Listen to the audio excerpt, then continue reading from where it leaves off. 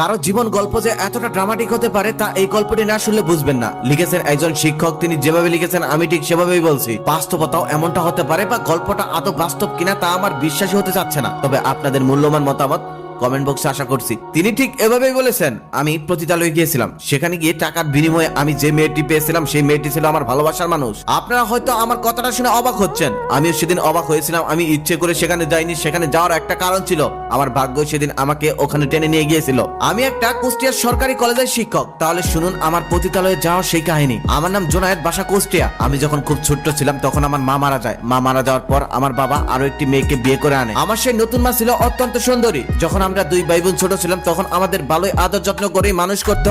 তবে আমরা যতই বড় হচ্ছিলাম ততই আমাদের উপর অত্যাচার বেড়েই যাচ্ছিল। আমার বাবা আমাকে স্কুলে ভর্তি করিয়ে দেয়, কিন্তু সৎ মা স্কুলে যেতে দিত না। আমার আপুকে দিয়ে বাড়ির সমস্ত কাজ করিয়ে নিত। এত কাজ করতে করতে আপুর খুব কষ্ট হতো। সারাদিন আমাদেরকে দুই বেলা